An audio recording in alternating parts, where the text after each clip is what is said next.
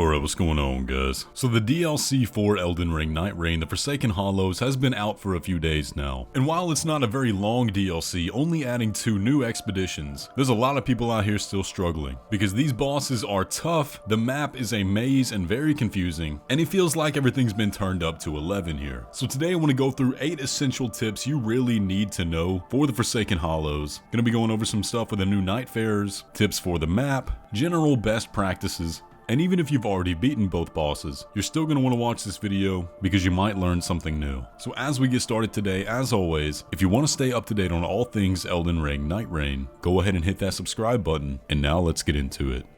So let's start off with some tips on the map. Now, if you're loading into the Great Hollow, even if you've been playing it for a minute now, it is probably still extremely confusing. And depending on which spawn point you get, you could be at a big advantage or big disadvantage. Now, fortunately, one of the spawn points you can get drops you right into a base of Caden soldiers. And one of the other spawn points isn't very far. Now, there is a spawn that puts you on the complete opposite side of the map and you're not close to any bases. But if you do get Caden soldiers nearby, absolutely go there as soon as possible. They're easily dispatched at level 1, and this is a great way to get the ball rolling super early. Get some decent loot and a good amount of runes. Now, there's another spawn that I've had a few times for balancers that puts you near a sleep cathedral with lots of Carian enemies and 2 abductor virgins. Now, chances are you're gonna look at this and think, absolutely not, no way I'm fighting that, especially at level 1 or level 2, but hang on. You might want to, and that's because while you're fighting the abductor virgins, they're gonna be swinging around their sickles and killing all the other enemies, giving you lots of runes. But the other plus side to this is that when you kill these abductor virgins, they're not gonna drop a boss reward, but what they will drop is lots of weapons, and I think each of them drops 3 weapons, varying in rarity. One of them dropped several blues from me, but the other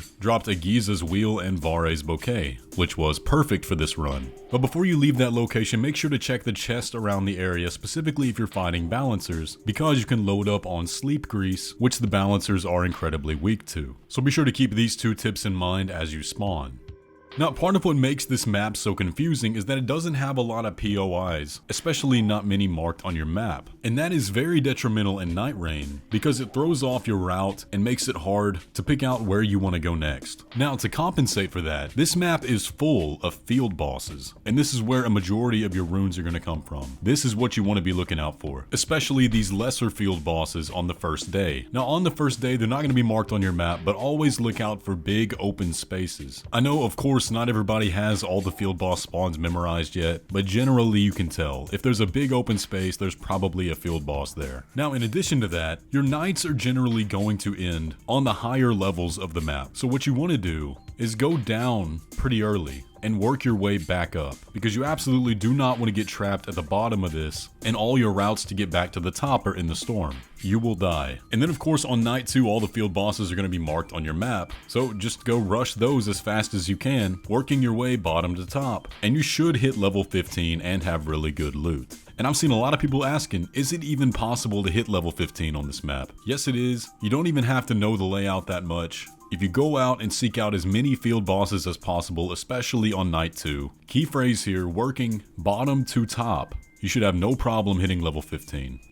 Now, as you begin to learn the map more, one thing you're going to want to keep your eye out for are these big blue crystals. There should be about 8 of them around the map, and every time you see one, go up to it and interact with it. This will cause the crystal to resonate, and you'll get a prompt at the bottom of your screen saying the Great Crystal cracks. This is the key to unlocking the power of the shifting earth in the Great Hollow. Now, fortunately, you only need to find 4 of these around the map. And once you do, it will say the Great Crystal shatters. Another good thing about this is that all of these crystals will be marked on your map on night 2. However, I highly recommend looking for as many as you can on night 1. Then you just make your way over to the Great Crystal and you can collect the power in the center. Now what this power does is makes your art gauge refill much faster after you've used all your sacred flasks. But the real reason you want to do this is because located at the north and south of the Great Hollow are 2 big castle forts. Now normally when you explore these forts, your health is going to be halved, which makes it very hard and very inefficient because these are full of boss fights. Now the reason I say you want to get this done as early as possible is because you can take a spirit spring straight from the crystal up to the tower, where you will then have a multi-stage boss rush up to the top. And now that you have the power of the crystal, your health will no longer be halved. Now, if you're super efficient and manage to get here before the night closes in, this is a fantastic way to get a ton of runes and super rare loot,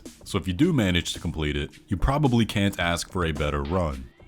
Now, here's probably the best tip I can give you if you're really struggling with the Great Hollow, and that is simply to put on a different shifting earth and go play on Limveld. You'll know this map like the back of your hand. You can get level 15 super easily, and extremely good loot if you're doing something like Noclateo or the Crater, and a power that's going to save your life in the boss fight. What I did and what I really recommend doing is just playing on Limveld while you learn the Night Lord boss fights. That way you actually know what to expect, you know how the fight's gonna go, and even if you have a really inefficient run in the Great Hollow, you'll still be able to make up for it with strategy. And you'll unlock better relics for the new Nightfarers, be able to start their remembrance quests, all that good stuff. And it's also worth doing because Limveld is gonna be a bit different. With these new Night Lords, there are new events that can happen, such as what we'll talk about next.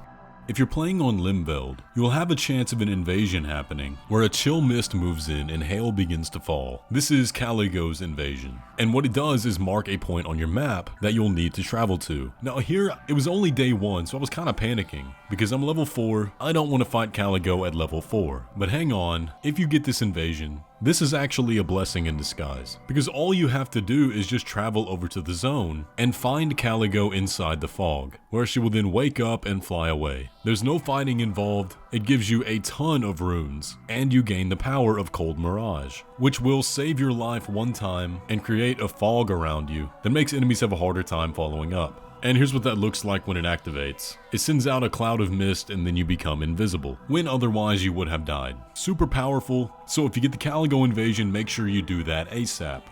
One of the new Night 2 bosses that can happen in this DLC is Mohg. This is not ordinary Mohg, this is a much harder, much more aggressive, and much more powerful version. And he even has his Nihil from the base game, which you may be wondering, how do you counter it? Because you don't have the Wondrous Physik like you do. And even I in my review was wondering if it was even possible to dodge this attack. Well, it turns out the Wondrous Physik actually is in the game, and there are 2 ways to get it. One way is to find it in bleed camps, where I've heard it can be found sitting on top of a pedestal. The other way is to purchase it from Libra when he appears on your map, which does happen in the Great Hollow. So that's gonna make your life a whole lot easier in the fight against Mohg, and if you're hunting the Balancers and you get Cursed Blade and Divine Beast Warrior on night 1, go get that Physik, you're gonna need it. Here's just a super quick tip for Scholar. Don't forget, as you're using your skill to analyze enemies, when you get it charged up all the way, you can then release an explosion that's going to knock down light enemies, parry big enemies, and do a big chunk of damage, which is super useful in a combat situation. You don't always have to do this from super far away, and it charges faster the closer you are to enemies. Undertaker has a secret ability where if both your skill and ultimate are charged at the same time, you can hold down the skill activation to consume your ultimate art gauge and get a period of auto dodge where you're basically invincible, and the game automatically dodges all attacks for you. Now, is it worth using up your art gauge? I don't know. Maybe if you have some super good weapons and you can get more damage off from attacks than your ultimate would do. But for a character that's already as strong as Undertaker is, this just makes her even more powerful, and it's good to know to keep in the back if you ever want to use it. And the final tip I have today is, as you're adventuring through the Great Hollow, do not forget to check chests and corpses, because the drop rate for good loot seems to be much higher. As you can see me pulling out a Godslayer Greatsword from this chest here. And I've heard drops overall seem to be much higher in the Great Hollow, so be sure to loot as much as you can, rather than only relying on boss drops. Anyway though guys, those are 8 essential tips you need to know for the Forsaken Hollows. If you have any tips and tricks we did not list in this video, be sure to leave them down in the comments section below to help out everybody else. Either way though, if you enjoyed today's video, be sure to leave a like on it and subscribe if you're new around here, and I will catch you in the next one.